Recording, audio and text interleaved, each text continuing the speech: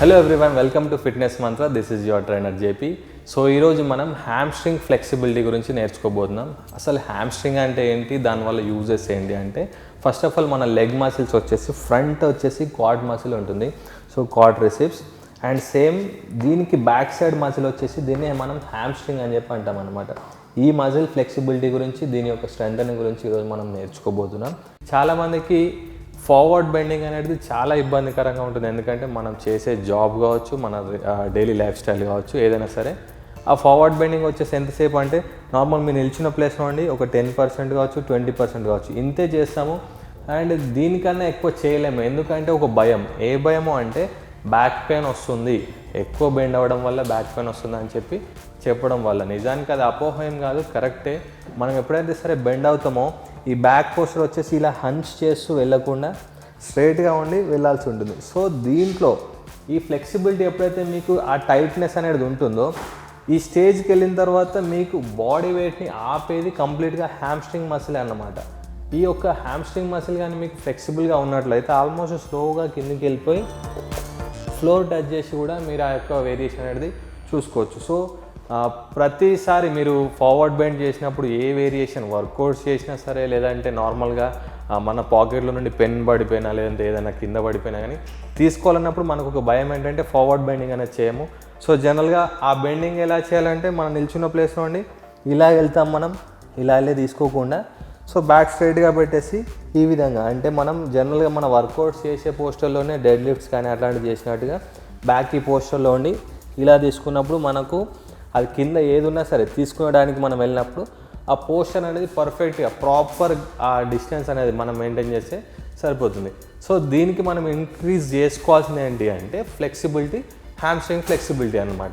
ఆ యొక్క వేరియేషన్ ఎలా ఉంటుంది, ఏమేమి చేస్తే దాని యొక్క ఫ్లెక్సిబిలిటీ ఇంప్రూవ్మెంట్ అవుతుంది, అట్ ద సేమ్ టైం దాని స్ట్రెంథనింగ్ ఎలా చేసుకోవాలో ఈరోజు నేర్చుకుందాం.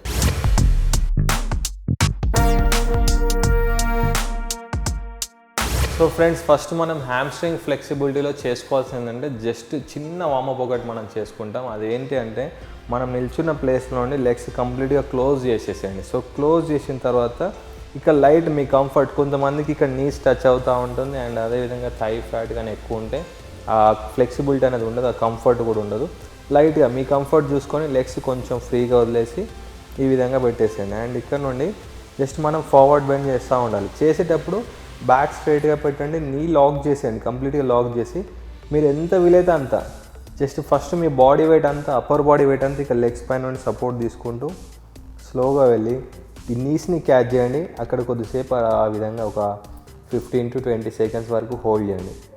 ఇలా హోల్డ్ చేయడం వల్ల మీకు కంప్లీట్గా కాఫ్ నుండి ఈ కంప్లీట్ హ్యామ్స్ట్రింగ్ గ్లూట్స్ వరకు కూడా మీకు కంప్లీట్ ఒక మసిల్ అనేది కంప్లీట్ పుల్ అవుతున్న ఫీలింగ్, స్ట్రెచ్ అవుతున్న ఫీలింగ్ కూడా మీకు దీంట్లో తెలుస్తుంది. So just hold for 10 seconds. And just ఇది వార్మప్ మాత్రమే. ఇలా హోల్డ్ చేసిన తర్వాత స్లోగా ఇంకా మీకు కంఫర్ట్గా ఉంది, ఇంకా ఓకే, ఇంకా వెయిట్ ఆపగలుగుతాం అన్నప్పుడు స్లోగా హ్యాండ్స్ కిందకి తీసుకెళ్తూ ఎంతవరకు వీలైతే అంతవరకు. సో నేను ఫ్లెక్సిబుల్గా మనం చేస్తున్నాము అని చెప్పి మనం అనకుండా, సో ఒకేసారి వెళ్ళకుండా, అంటే మనకు ఆల్రెడీ ఫ్లెక్సిబిలిటీ లేకపోయినా కానీ స్లోగా వెయిట్ అంతా తీసుకుంటూ ఈ ప్లేస్లో మీరు ఇక్కడ వేసినప్పుడు ఏమవుతుందంటే అప్పర్ బాడీ అనేది కంప్లీట్గా ఈ లెగ్స్ పైన ఉండడం వల్ల ఆటోమేటిక్గా ఈ వెయిట్ ఇక్కడికి వెళ్ళడం వల్ల ఇది పుష్ చేస్తుంటాం అన్నమాట. ఈ పుష్ చేస్తున్నప్పుడు హ్యామ్స్ట్రింగ్ కంప్లీట్ స్ట్రెచ్ అనేది మనకు వస్తుంది. సో ఇక్కడ మనం జస్ట్ హోల్డింగ్ ఒకటే, ఇది వార్మప్ కింద యూజ్ చేసుకుంటాం మనం. ఇది హోల్డింగ్ ఒకటే 15 seconds మినిమం హోల్డ్ చేస్తే సరిపోతుంది. దాని తర్వాత వెంటనే కంటిన్యూషన్లో వర్కౌట్ లాగా చేసుకుంటాం అన్నమాట. అంటే ఒక 15 counts సేమ్ దాన్ని ఏ విధంగా అయితే మనం హోల్డ్ చేసామో దాన్నే ఈ విధంగా లెగ్స్ హ్యాండ్ సైడ్కి పెట్టేసేయండి. స్ట్రైట్గా ఒక లెగ్ లెఫ్ట్ ఆర్ రైట్ ఏది మీకు కంఫర్ట్గా ఉంటే అది ముందుకు పెట్టేసేయండి. స్లోగా ఫార్వర్డ్ బెండ్ చేస్తున్నప్పుడు కూడా మళ్ళీ సేమ్ బ్యాక్ స్ట్రైట్గా ఉండాలి. ఏ లెగ్ అయితే ముందుకు పెట్టేసామో అది కంప్లీట్గా కాఫ్ నుండి హ్యామ్స్ట్రింగ్ అండ్ గ్లూట్ వరకు కంప్లీట్గా పుల్ అవుతున్న ఫీల్ మీకు తెలుస్తుంది. అండ్ లెగ్ కంపల్సరీ ఈ విధంగా లిఫ్ట్ చేసి, టోస్ లిఫ్ట్ చేసే పెట్టండి. ఈ విధంగా పెడితే ఎక్కువ స్ట్రెచ్ అనేది మీకు తెలియదు. సో జస్ట్ ఈ విధంగా లిఫ్ట్ చేయండి అండ్ చేంజ్. సో దీన్ని ఆ స్ట్రెచ్ అనేది మీకు కాన్సన్ట్రేట్ చేయగలిగే విధంగా ఉండాలి. అంటే ఎక్కువ వెయిట్ వేయకుండా జస్ట్ మీ బాడీ వెయిట్ని ఈ లెగ్ ముందుకు వేసుకోవాలి దిస్ సైడ్. సో ఈ విధంగా ఆల్టర్నేటివ్ సింగిల్ లెగ్ ఆల్టర్నేటివ్గా మీరు చేంజ్ చేస్తూ ఉన్నప్పుడు ఏమవుతుందంటే కంప్లీట్ ఆ పుల్ అనేది ఆ హ్యామ్స్ట్రింగ్ కాఫ్ మసిల్స్ అంతా కూడా మీకు కంప్లీట్గా ఒక స్ట్రెచ్ అనేది మీకు తెలుస్తుంది. దీంట్లో మీరు ఒక 25 to 30 కౌంట్స్ వరకు కూడా ఈచ్ లెగ్ అనేది మీరు చేసుకోవచ్చు. ఇది జస్ట్ ఫస్ట్ వార్మప్ చేసిన తర్వాతనే స్టార్ట్ చేస్తే బెటర్గా ఉంటుంది అన్నమాట.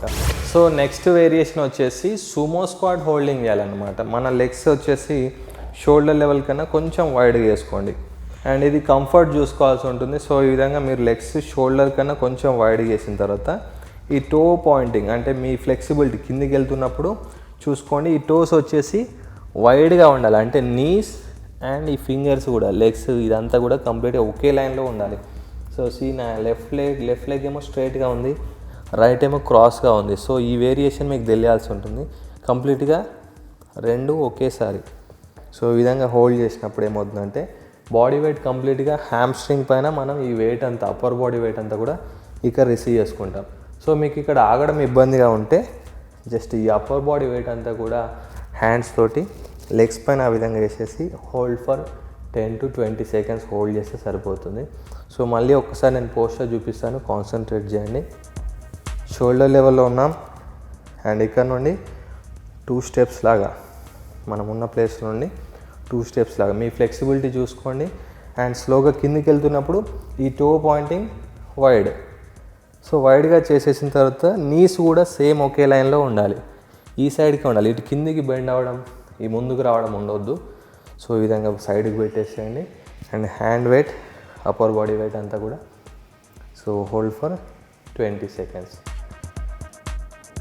సో ఇది ఈ విధంగా హోల్డ్ చేయడం వల్ల ఏంటంటే మీ అప్పర్ బాడీ వెయిట్ అంతా హ్యామ్స్ట్రింగ్ రిసీవ్ చేసుకుంటుంది కాబట్టి కంప్లీట్గా దాని స్ట్రెచెస్ అండ్ దాని ఫ్లెక్సిబిలిటీ కూడా మీకు దీంట్లో డెవలప్ అవుతుంది.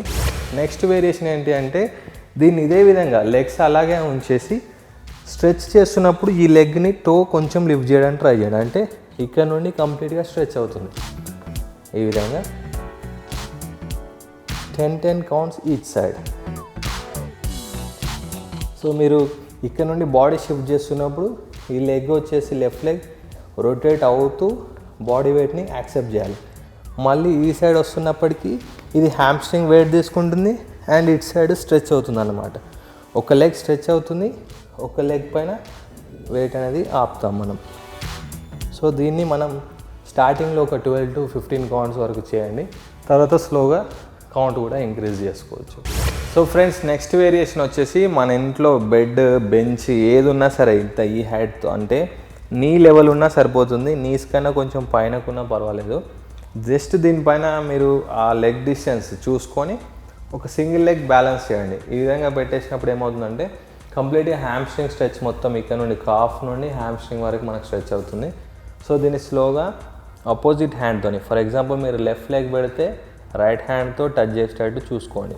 సడన్గా ఒకేసారి ఇంత వెయిట్ వేయకుండా ఫస్ట్ సేమ్ ఇందాక వేరియేషన్ లాగే జస్ట్ హ్యాండ్స్ ఇక్కడ నీస్ పైన పెట్టేసుకోండి, ఈ కార్డ్ మజిల్ పైన స్లోగా స్ట్రెచ్ చేస్తూ మీకు ఓకే కంఫర్ట్ అన్నప్పుడు ఈ బాడీ అప్పర్ బాడీ స్ట్రెచ్ అవుతుంది అన్నప్పుడు అప్పుడు మీరు టచ్ చేయడానికి ట్రై చేయండి.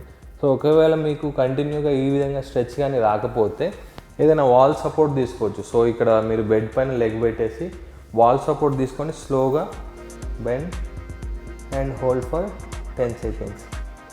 సో దీన్ని మీరు ఎలా ప్రోగ్రెస్ చేయాలి అంటే ఫస్ట్ జనరల్గా మనము వార్మప్ లాగా చేసుకున్న తర్వాత టైమర్ పెట్టుకోండి, ఒక 10 seconds లేదంటే 20 seconds టైమర్ మొబైల్లో ఆన్ చేసేసి అక్కడ పెట్టేసుకోండి and hold for 20 seconds or 30 seconds మీ టార్గెట్ ఏది ఉంటుందో దాని ప్రకారంగా చేసుకోవడానికి ట్రై చేయండి. ఎందుకు అంటే మీరు ఎప్పుడైనా సరే మినిమం 10 seconds ఒకే పోస్చర్లో ఇట్లా ఉండడం వల్ల మినిమం 10 seconds అనేది సరిపోతుంది.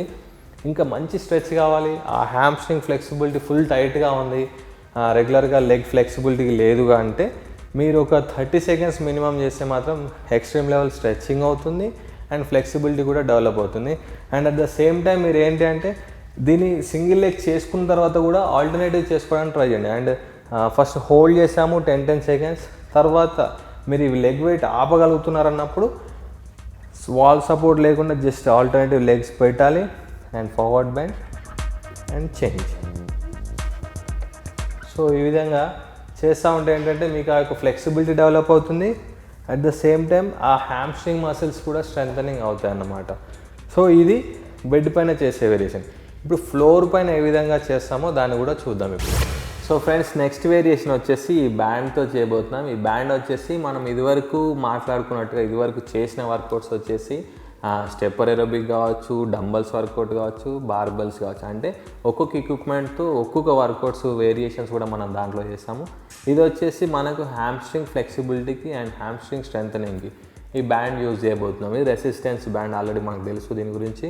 ఇది ఎందుకు ఇంట్రడ్యూస్ చేస్తున్నాను అంటే ఇప్పటిదాకా ఎవరైతే మనం స్టాండింగ్లో ఫార్వర్డ్ బెండింగ్ చూపెట్టాను అండ్ అదేవిధంగా బెడ్ సపోర్ట్ చేసి చూపెట్టాను. సో అలా ఎవరికైనా ఫ్లెక్సిబిలిటీ కానీ లేకపోయినట్లయితే, అంటే బ్యాక్ పెయిన్ ఉండడం వల్ల కావచ్చు, లేదంటే హ్యామ్స్ట్రింగ్ ఎక్కువ టైట్నెస్ ఉండొచ్చు, లేదంటే హెవీ వెయిట్ కూడా ఉండొచ్చు, వాళ్ళు ఫార్వర్డ్ బెండింగ్ చేయాలంటే చాలా ఇబ్బందికరంగా ఉంటుంది.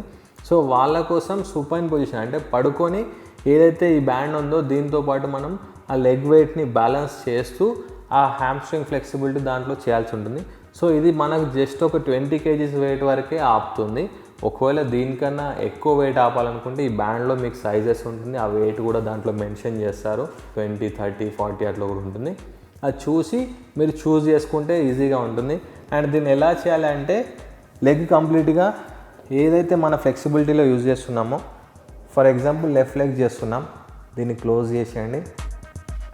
దీన్ని ఇక్కడ హోల్డ్ చేసిన తర్వాత లెగ్ కంప్లీట్గా స్ట్రైట్గా లిఫ్ట్ చేయాల్సి ఉంటుంది.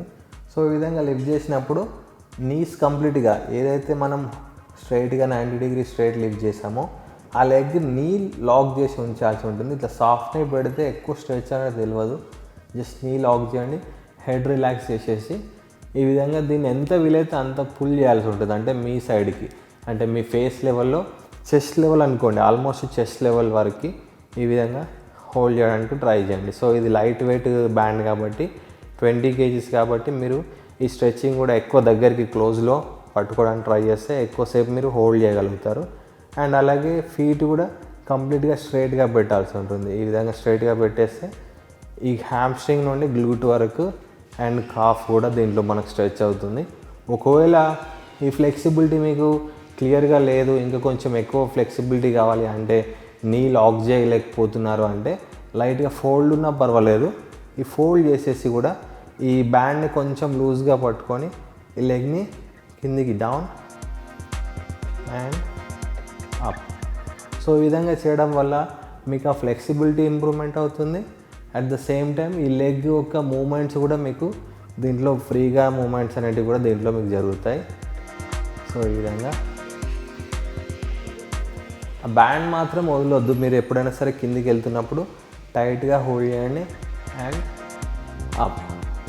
సో ఇక్కడికి వెళ్ళిన తర్వాత మీరు ఒకవేళ బ్యాండ్ ఇక్కడ చేంజ్ చేయాలనుకుంటే నార్మల్గా మీరు లెగ్ ఫోల్డ్ చేసేసేయండి అండ్ ఇక్కడే అదర్ లెగ్ సేమ్ స్ట్రైట్గా. ఒకవేళ మీకు ఇంత ఫ్లెక్సిబిలిటీ లేదు అంటే నార్మల్గా స్ట్రైట్గా కూర్చొని కూడా చేసుకోవచ్చు దీన్ని. సో ఈ విధంగా hold down and up. So దీన్ని ఈ విధంగా హోల్డ్ చేస్తున్నప్పుడు కాన్సన్ట్రేట్ చేయాల్సింది ఏంటంటే హ్యామ్స్ట్రింగ్స్ అండ్ గ్లూట్ మసిల్ని కాన్సన్ట్రేట్ చేయండి. సో ఈ విధంగా అండ్ 10 to 20 seconds హోల్డ్ చేసిన తర్వాత మీరు రెపిటేషన్స్ చేసుకోవచ్చు. అండ్ అలాగే దీన్ని మీరు ఒకవేళ అట్లా సుపైన్ పొజిషన్లో మీకు ఇబ్బందికరంగా ఉంటే దీన్ని స్ట్రైట్గా పెట్టేసి కూడా ఈ విధంగా మీకు స్టాండింగ్లో ఏదైతే మనకు రాలేదనుకుంటామో సో దీన్ని ఈ విధంగా హోల్డ్ చేసి కూడా ఫార్వర్డ్ బెండ్ అనేది చేయొచ్చు. ఈ విధంగా జస్ట్ అలా హోల్డ్ చేయడం వల్ల కూడా మీకు కంప్లీట్ హ్యామ్స్ట్రింగ్ అండ్ గ్లూట్ వరకు కూడా మీకు దీంట్లో ఎఫెక్ట్ అనేది తెలుస్తుంది. 10 to 20 seconds వరకు హోల్డ్ చేస్తే సరిపోతుంది. సో ఇది బ్యాండ్తో పాటు మనం చేయాల్సిన వేరియేషన్ జస్ట్ ఆ హోల్డింగ్ కోసం మాత్రమే. అంటే నార్మల్గా మనకి ఎవరైనా ఫ్రెండ్ కానీ ఎవరైనా మన ఇంట్లో సపోర్టివ్గా ఉంటే ఆ హ్యాండ్ సపోర్ట్ తీసుకోవచ్చు, బట్ వాళ్ళ వెయిట్ అనేది నార్మల్గా అట్లా స్టేబుల్గా ఉంటుంది కాబట్టి ఆ స్ట్రెచ్చింగ్ అనేది మీకు తెలియదు. బ్యాండ్ అయితే ఏంటంటే మీరు కావాల్సిన టైంలో స్ట్రెచ్ చేసుకోవచ్చు, కావాల్సిన టైంలో టైట్గా హోల్డ్ చేయొచ్చు కాబట్టి ఈ వేరియేషన్ దీంతో చేసాము. సో ఇది హ్యామ్స్ట్రింగ్ ఫ్లెక్సిబిలిటీ ఎలా డెవలప్ చేసుకోవాలి అండ్ అలాగే దాని స్ట్రెంథనింగ్ ఎలా చేయాలో ఇది పార్ట్ 1. అండ్ పార్ట్ 2లో మనం ఇంకా దీని ఎక్విప్మెంట్స్తో ఎలా చేసుకోవాలో దాంట్లో నేర్చుకుందాం. సో నచ్చిందని చెప్పి అనుకున్నాను. So thanks for watching. This is your trainer JP signing out.